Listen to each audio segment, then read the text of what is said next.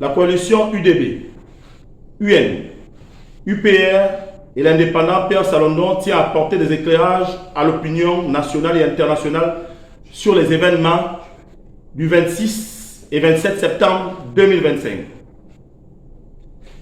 La coalition UDB, UN, UPR et l'indépendant Pierre Salondon tient à apporter éclairage à l'opinion nationale et internationale sur les événements du 26 et 27 septembre 2025 ayant conduit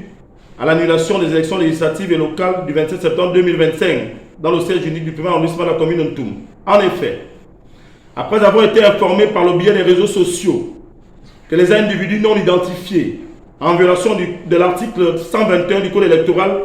procédaient à l'authentification des bulletins de vote à la mairie centrale de Ntoum, alors que la liste officielle des scrutateurs n'avait pas encore été rendue publique. En nous y rendant, nous avons pu constater la véracité des faits,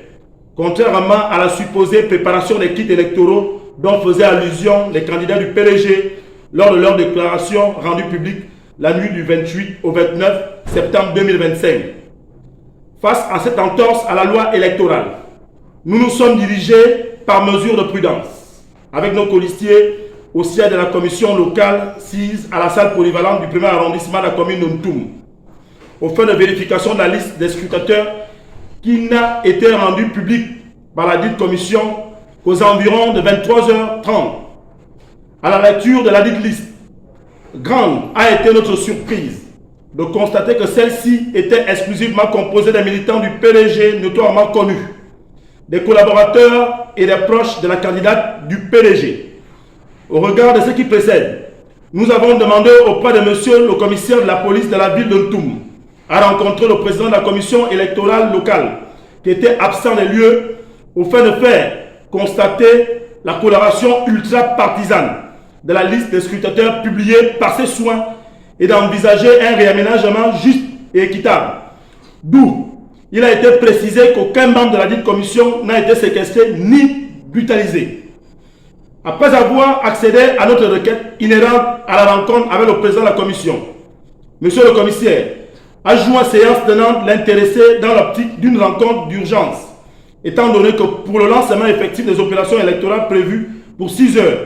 nous réclamions au préalable un réaménagement consensuel de la dite liste. Après une longue attente de près de 6 heures de temps, le président de la commission ne s'est présenté qu'autour de 5 heures et le commissaire a organisé une réunion de suite au hall de la préfecture de Ntoum entre notre coalition et le président de la commission et en présence des autres forces de défense et de sécurité. Au cours de cette rencontre, nous avons fait constater la présence surexagérée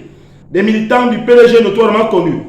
des collaborateurs et des proches de la candidate du PDG, tout en proposant un consensus qui tiendrait compte des intérêts de toutes les parties prenantes à ces élections, dans un esprit de transparence, d'équité et de justice, conformément à la volonté du président de la République dans son allocution du 16 septembre 2025. Alors que, sur convocation des autorités compétentes, un consensus a été acté et adopté par toutes les parties prenantes, dont les têtes de file du PDG. Nous sommes surpris de la déclaration légère et mensongère des candidats du nu parti qui, par mauvaise foi, tentent sans vergogne, empreinte de désespoir, de manipuler grossièrement l'opinion. C'est pourquoi nous rejetons fermement toutes les accusations fallacieuses qui n'ont que pour seul objectif maquiller la réalité des faits et de tenter de berner une opinion de trop, tout en voulant insidieusement mêler les autorités compétentes en dérision.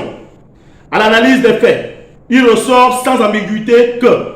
les candidats du PDG ne veulent pas se faire élire par le peuple gabonais, mais par les scrutateurs choisis d'avance par leurs soins. Au demeurant, nous, coalition des partis politiques UDB, UN, UPR et l'indépendant Pierre Salondon, réitérons notre attachement aux valeurs de transparence, de justice et d'équité pour une élection libre, crédible et transparente, conformément à la volonté du président de la République, et remercions la population du premier arrondissement de Ntoum en général de s'être levée spontanément pour l'intérêt de la démocratie et en particulier celle du quartier Mayan-Ouflayon et au Kolassi qui ont dit non à la transhumance électorale. Je vous remercie.